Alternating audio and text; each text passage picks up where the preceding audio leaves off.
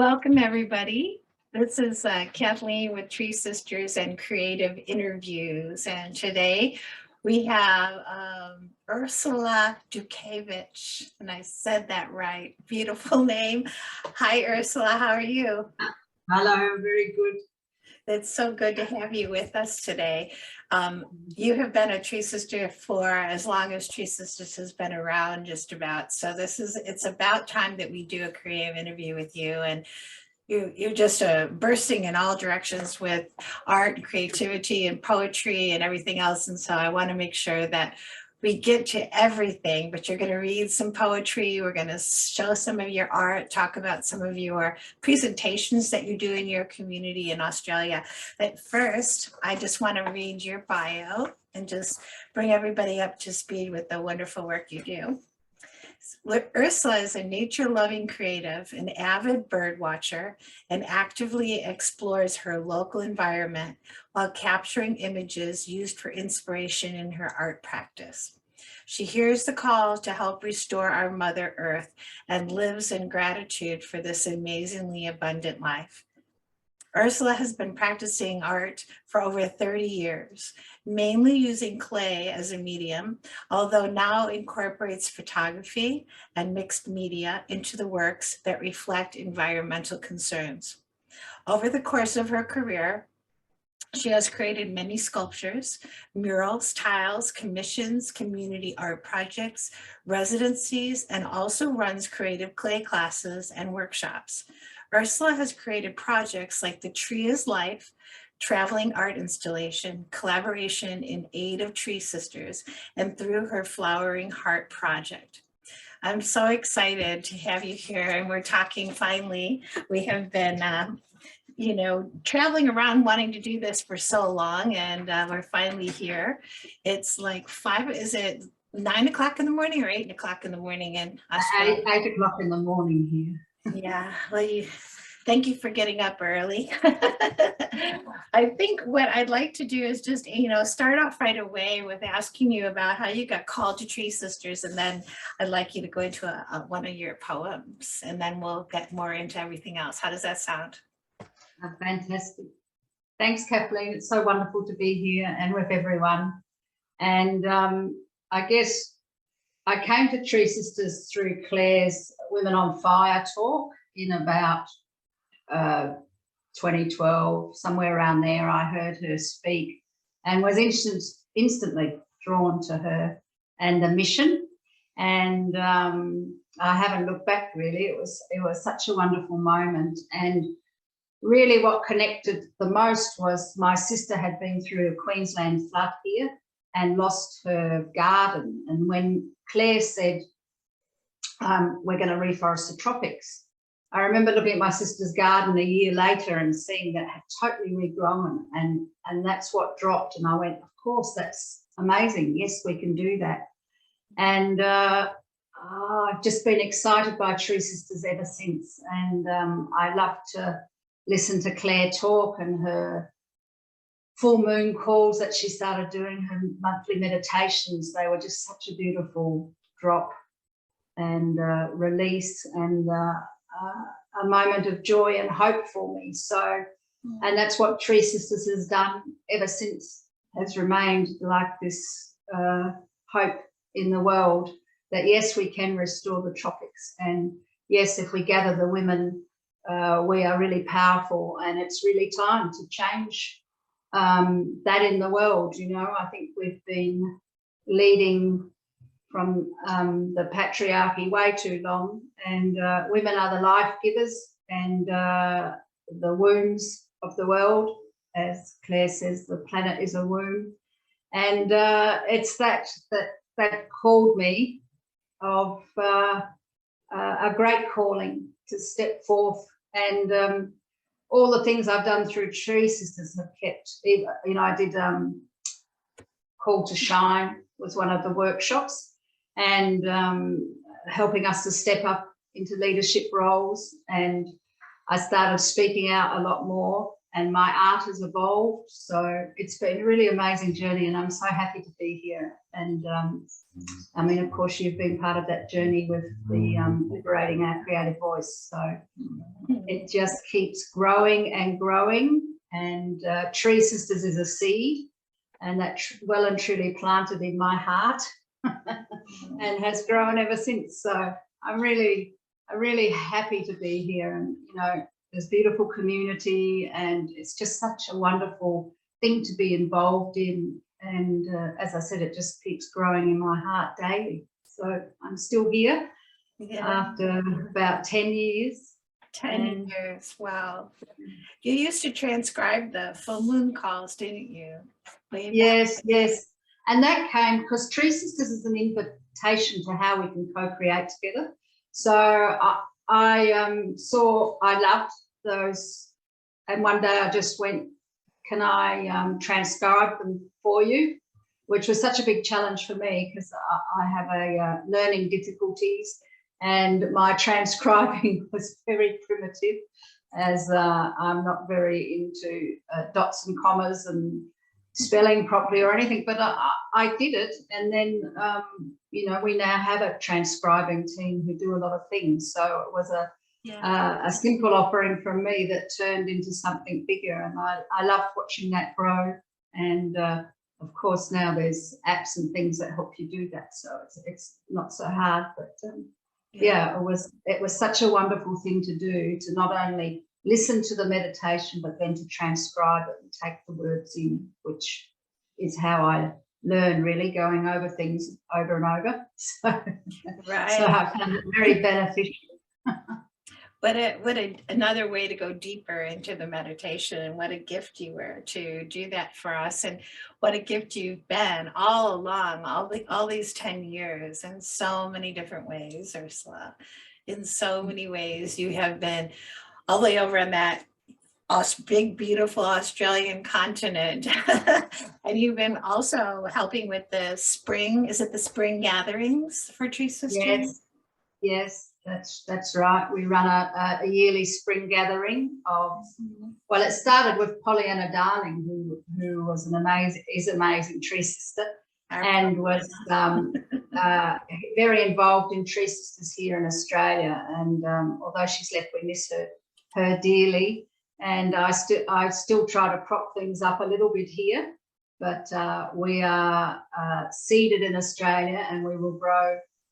We're growing slowly. So one day a seed grows into a sapling, and then it grows into a full-blown tree. So hopefully that will happen. But yes, the spring gatherings are, we did have a 3-day retreat, but they're a 1-day thing at the moment on my behalf. So, and I'm in Narram, Melbourne, Australia. So I pay my respects here to the traditional owners, and I'm on the Wurundjeri Wurrung lands of the Kulin Nation, and I pay my respects to their elders, past and present. Yeah, you do that every day. I want to come back and talk to you more about lots of things, but I'd like to take just a little poetry break, if we could. And I love your poetry. I also just really enjoy when you're reading the poetry, that your voice really brings an energy that is so powerful. And I've loved having you as part of the creative journey for these past 2 years, and just watching you blossom and bring your voice out everywhere. Yeah, the poetry really came forth during that time. So it was very interesting to see. And I'm really happy, because words were never an easy thing for me. But my poem started about 5 years ago, and I'd done a few, but in the creative journey, they just started to flourish. And I couldn't walk the creek without suddenly, you know, just some word popping in there would start one. This one's called Breathe. We never thought when we cut all the trees, it would affect weather patterns, birds and the bees. Big old trees should be worth their weight in gold. Instead, we watch environmental destruction unfold. A big tree cut is a cut to us all, as we watch tree elders topple and fall. I bow to a tree that has been living so long, for the history it holds and the life that made it strong. Instead, they lie there waiting to be chipped, to be sent offshore on a great big ship. In a time when we know so much more than before, greed, selfishness and money still seem to score. Here's to the ones who live from the heart, protecting our future, playing a part. If you give the earth a tree, we all gain more days to breathe. What could be of greater value to me than the life of a magnificent old tree? Oh, gosh. It's so like sad and heartbreaking, but beautiful also. You know, the way that you balance. It's so true. You know, we have to have so much more reverence for our trees. And thank you for sharing the poetry, because I think that it really helps people to feel instead of just to think. You know, kind of weighing the pros and the cons, but to actually feel our connection and what trees actually mean to us. And that's what comes through your poetry. We're going to have some more of your poetry in a little bit. But for now, I want to talk about a few of your art projects and bring them up on the screen here. Let's see which one I've got here first. Just share the screen. All right, this one I love. You've been doing this one for many years, right? Not really. This comes with the Tree is Life, a collaborative project that I started in 2019. Yeah. And it is a big painting that become a travelling art installation. I gathered a group of Tree Sisters here, Deborah Punt and Karen Hopkins, Zeneca Douglas and Tessa Wild, and we gathered under a big old tree. Oh, I think I have the right picture up. No, it all ties in, but that is the Tree is Life painting. Okay. And when we were doing the painting, I decided I had been making the hearts, you're right, the flowering hearts since 2010, when I first went to a meditation workshop, which was a opening heart retreat. And I started with red hearts. And when we were doing that big painting, The Tree is Life, it just dropped in that I should turn the hearts green and that they would fund tree planting. So 100% of the sales of these little hearts, I sell them for $20. So it funds roughly 20 trees. And 100% of it goes to Tree Sisters. And I have a fundraiser page, the Flowering Heart fundraising page for Tree Sisters. But the little red hearts, I started making those and just giving them out as an act of love. And the transmission I received from that was so beautiful. And when I turned these green, it was so heartwarming, and that's now funded 15,000 trees. So that's really exciting and ongoing. And the painting gets laid down, and we put the hearts around like a mandala. And, you know, so I have events. It can travel anywhere and is really wonderful. But the heart is such a beautiful thing to know that, you know, one of those. So that's why I went to the local nursery and said, can I use one of your tree seed raising trays to put the hearts in? Perfect. It's a perfect display. And of course, it then spreads the word of Tree Sisters, which is the thing I love doing. You know, the little heart plants a seed, and it has a Tree Sisters gave me permission to put the stamp on the back, which is wonderful. But the flowering heart has evolved because I just did a fundraiser for Hearts for Ukraine, I called it. And we did flat hearts that had were blue and yellow. So, and those 100% of that went to the Ukrainian appeal that's here in Australia at the moment. Mm-hmm. And then I'm doing some towards the Gita documentary, which is a film about the acid attacks in India, made by Emma Macy Storch is the producer. And I'm making little red hearts with the hashtag wake up on the back, which is about violence against women. So that's my next one to take off. And I'm also doing Wind Chimes for Peace, which are working with communities to make white hearts that will come back and be hung in trees for International Day of Peace. So the little heart is taking off in various different directions. But the power of the heart. Yeah, green hearts for Tree Sisters. Yes, it's amazing what the power of our hearts and the power of love and the symbol, you know, carries so much energy. I love looking at everyone's studios, your creative space, and I could just spend a really long time like looking all around it. How long have you been in this space? I've been there for quite a number of years, which is why it's so cluttered. And I do have various stages of my art practice has really changed in the 30 years. At first, it was very influenced by abstract art because my father was an abstract expressionist painter who came from Poland after the war as a displaced person and settled in Australia. And I was born in South Australia. We had a gallery in our home and everything. It was one of the first artist-run galleries in the state. It was a very conservative state. My father had a monthly salon in the house, and all sorts of differently creative people came, poets and architects and theatre people. Wow. And so I was born into a very creative life. And at first my art was abstract and influenced by Dad, and slowly it has, his name was Vladislav DutkiewiczCreative, and slowly, and his brother was a painter, so it was incredibly an arty place. And as old as 18 months, we were given a paintbrush to paint. So when I was young, we were all painting under his influence. And there's an article in a newspaper that says, you know, if you want your children to be creative, start them as soon as they can paint. And then it says, Ursula's, you know, 8 years old, so there's a picture of us all drawing on the ground. And it says Ursula wants to study nature when she grows up.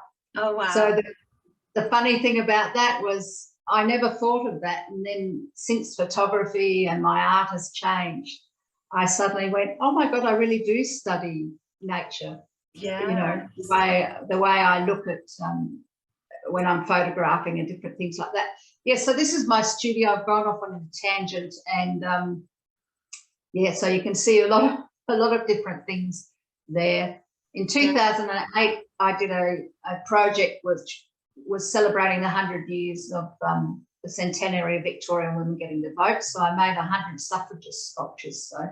So many of those are still in my studio. And yeah, I've just really followed my heart and said yes to lots of opportunities. So they've just led me in different directions. So, yeah, it's very eclectic, and you know, it's not surprising being brought up in such a creative environment with your family. And I love the premonition about you studying nature, because as you'll see in this next one here, you get up close and personal with this is like, I think the closest I've ever actually seen directly into this is an ostrich, right? Am I right?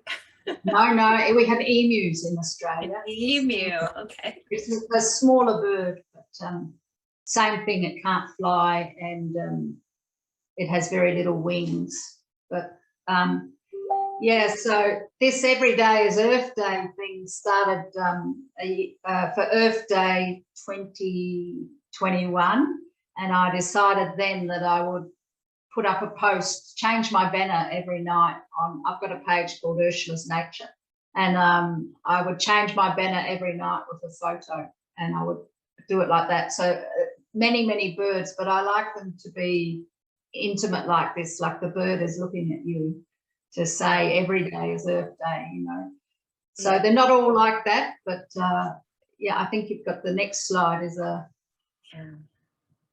shows some insects and different things, but it's you're quite the prolific photographer, like the butterfly down here, and how close you are to the eyes, and it's just beautiful. I love seeing that close.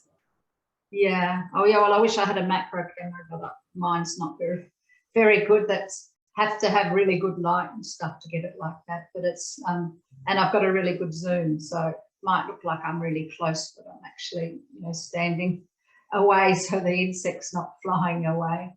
But yeah, I really do love looking that close and seeing. And I use my camera. My eyesight's not so good anymore, so I actually use my camera as binoculars. So I sort of zoom in on what I'm looking at to get a closer look. And it's really amazing. Nature is so incredible, and you know, we've forgotten living in our big cities.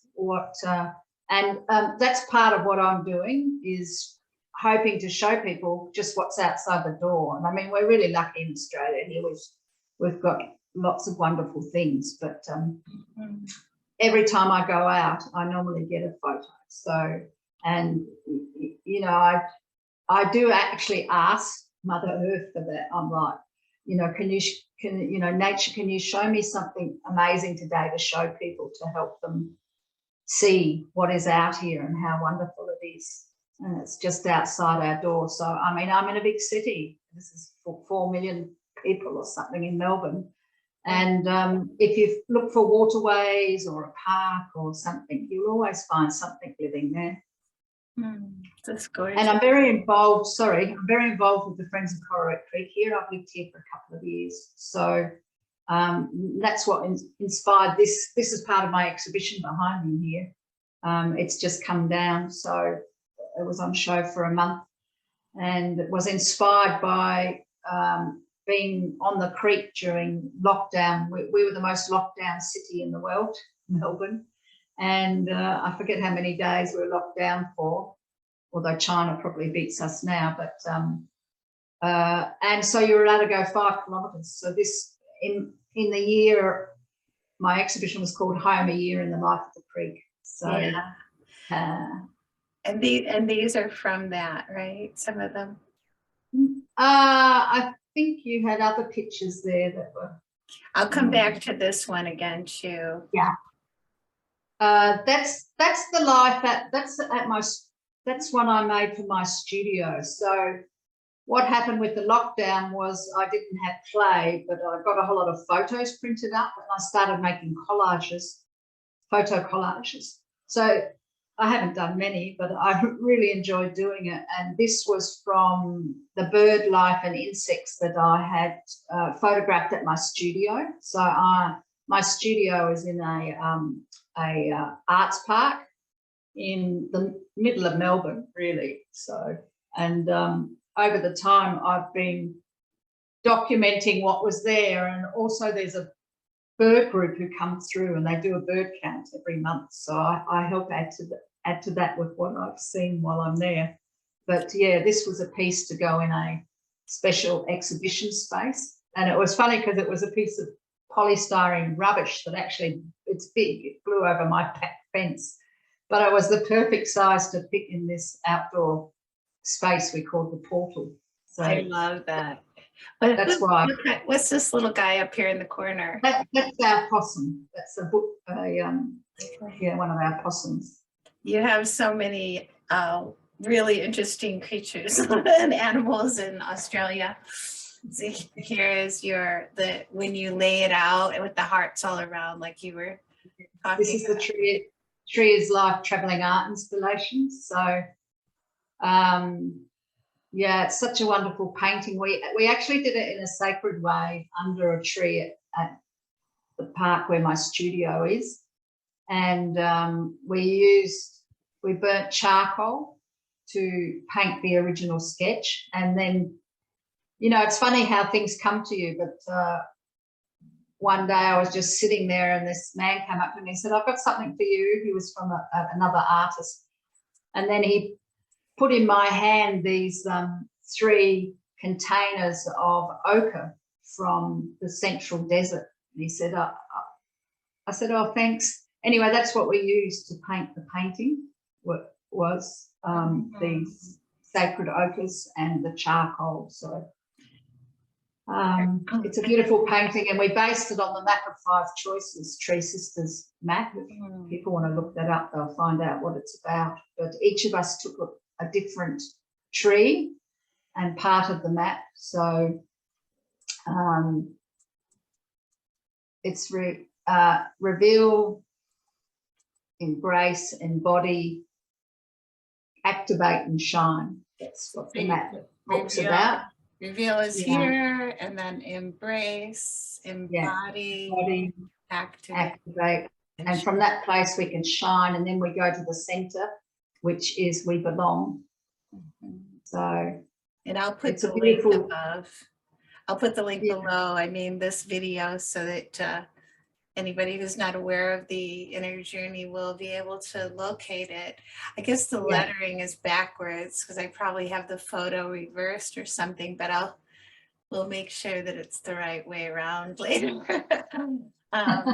Yeah, no, it's really, but I just remember seeing this so long ago, and you have like the hearts sort of all like almost like balloons, you know, filled with light and air and just floating throughout the world. And that's basically what's happening that's how you're sharing them. It's amazing collaborating because, you know, I knew, yes, we're going to do a painting. Originally, I thought it would just be a big tree. And then it turned into that because 5 of us turned up, and it was all just magical how it happened. And really beautiful. And we had to come back a couple of times, and we've done another painting since. So, and I do take it with me where I go, but it is big. It is very big. You just roll it up, right? Yeah. Did you want to mention the others who collaborated with you? I did that before. I think it was Deborah Punton, Karen Hopkins, Zenica Douglas, and Tessa Wild. And they're artists in their own rights here in Melbourne, and are very supportive of TreeSisters. So it's just a beautiful thing to do a collaboration, and that has really brought us close together. And Karen had an exhibition up at Montserrat, this beautiful old artist colony place, and she invited me to be part of that, bringing the installation. And we funded about 180 trees from just laying it on the ground, and we both played our flutes together. It's really beautiful what can happen with it. So it manifests in many different ways. Its next adventure is for solstice. It's going to my neighbourhood house. So I had an event with it recently there, and they've invited it back. So you just never stop. You're so busy. So how many projects, and you're teaching as well. Let me know what is going on. What are you doing? What are all the balls that you're carrying and the juggling right now? You have so many projects. It's really prolific. Yeah, well, I've just had 6 teaching jobs, but a couple of them are dropping back, and then I've picked up one with the Song Room, which is a group that goes into disadvantaged schools and is bringing art. So they're going into 100 schools. So I'll be going in and creating probably a clay mural. I'm not sure what they want yet. I have to do the induction day, and at that point they'll walk me around the school and we'll decide whether it's sculpture or a clay mural, whatever they want, and then I'll work with the kids. And then I'll be going into 2 other schools after that, I think. So they're only, you know, 1 day a week for 10 weeks. I'm possibly doing a special artist in residence school holiday program. I'm teaching in neighbourhood houses. I run my own clay class. I'm working with elderly people in assisted living.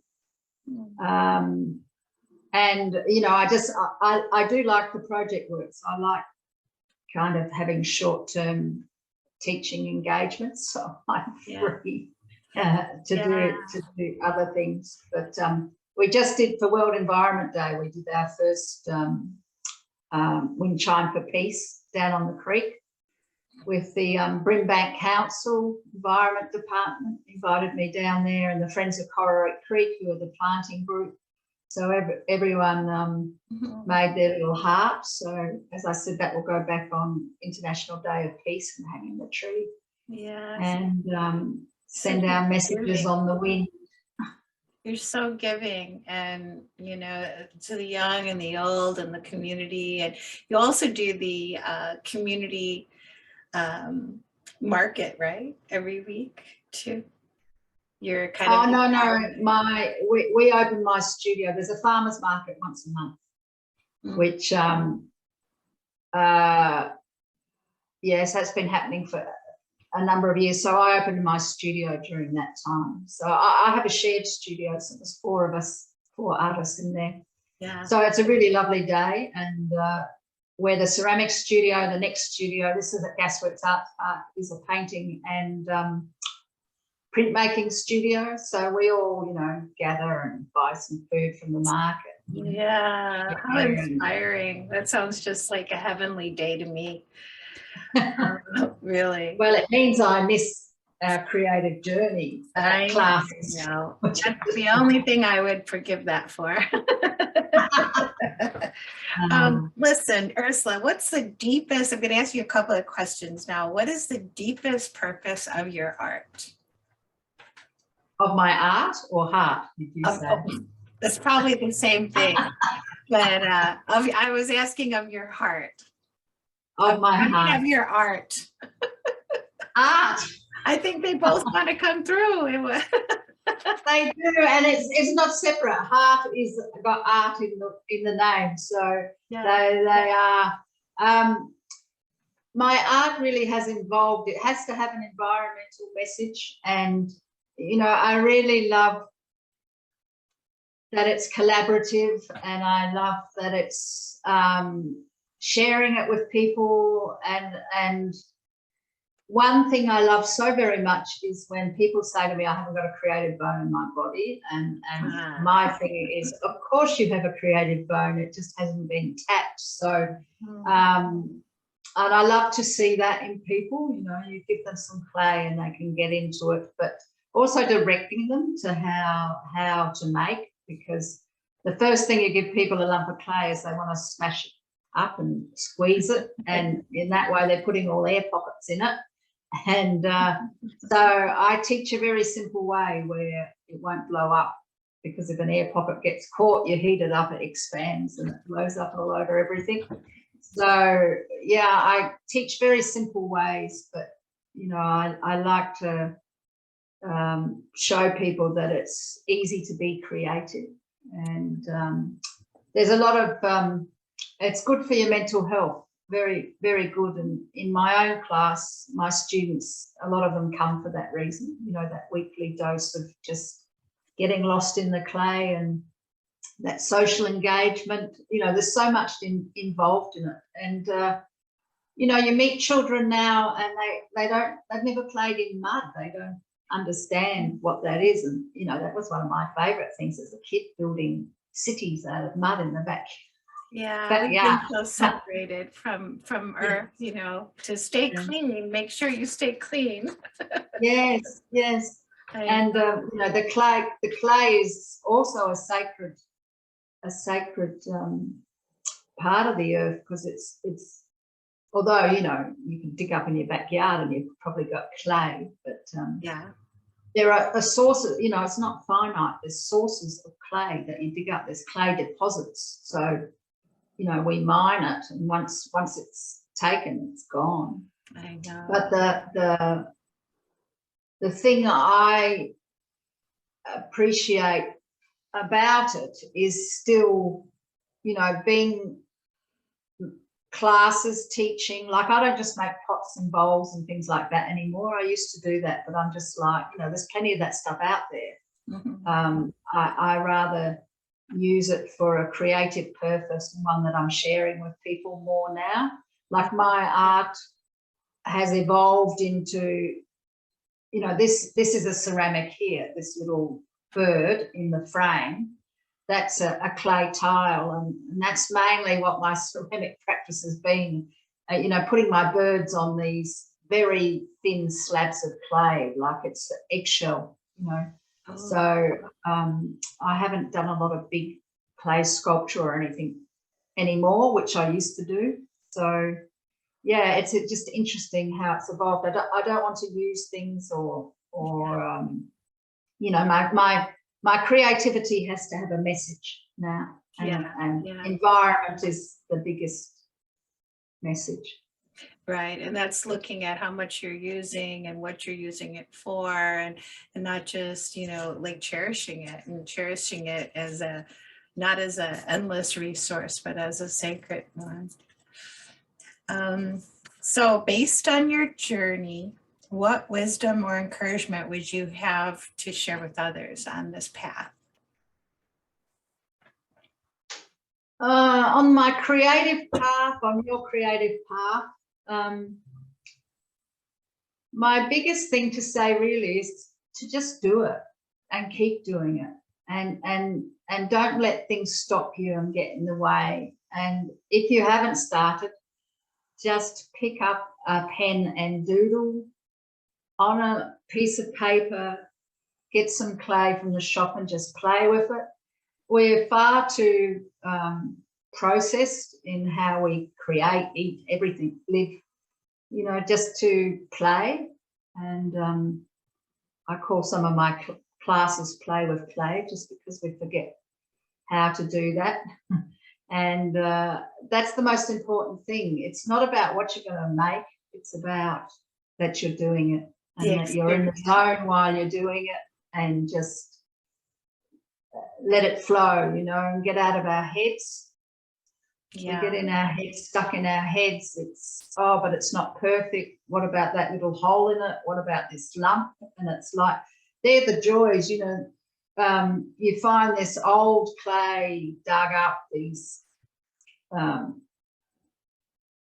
things, and they've got fingerprints on them, the fingerprint of the maker. You know, you're not going to find that when you're digging up plastic in future.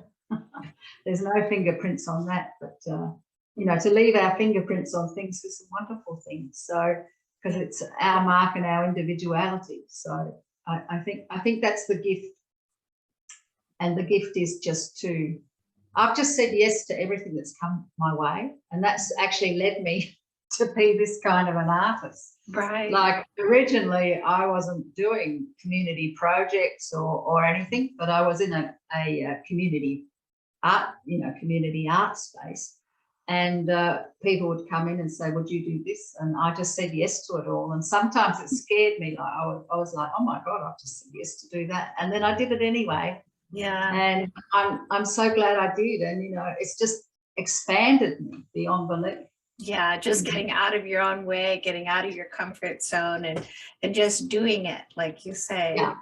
And it's like with the poetry, and especially with your difficulty with, you know, the language and things like that, and, you know, jumping into the poetry. I remember you reading, you know, some poetry that just came to you while we were doing the creative journey, and it came in full poems, you know, and we were all kind of just like, you know, how did that just come like that?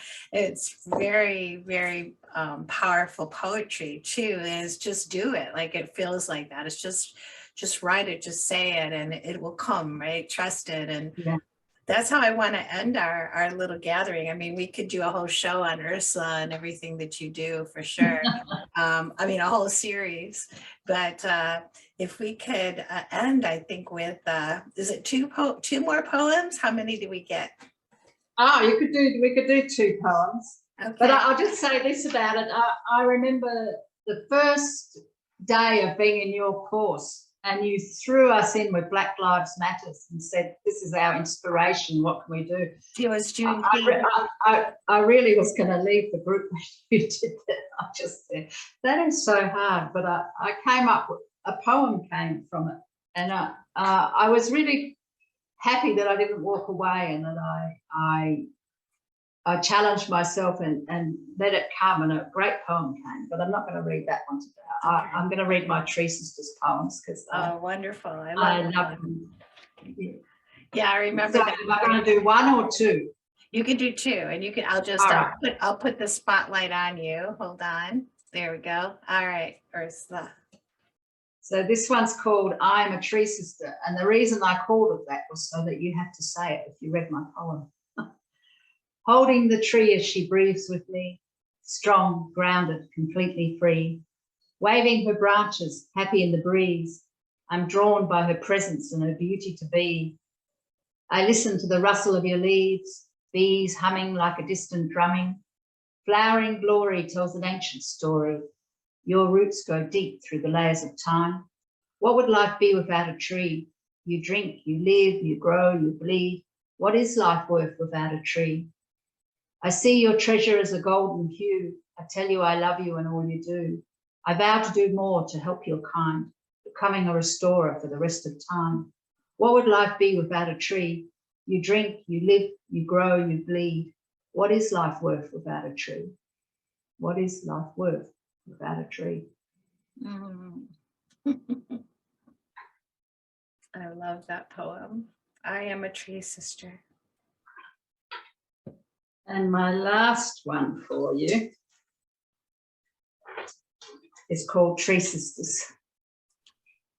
A tree sister is a restorer, a forest florer, a doer, not a taker, a giver and a maker, a baker, not a faker. She lets the wind take her, the moon break her, the sun shine her, the waters quench her, life take her. She is a creator, replenishing the equator, life-supporting respirator, an earth-making regenerator, loving earth accelerator, a venerator, life curator, activator, collaborator, liberator, stimulator, meditator, regenerator, and so much more. I adore her. I applaud her. You are the accelerator. That poem gets you off your seat. If nothing else can, that poem always will.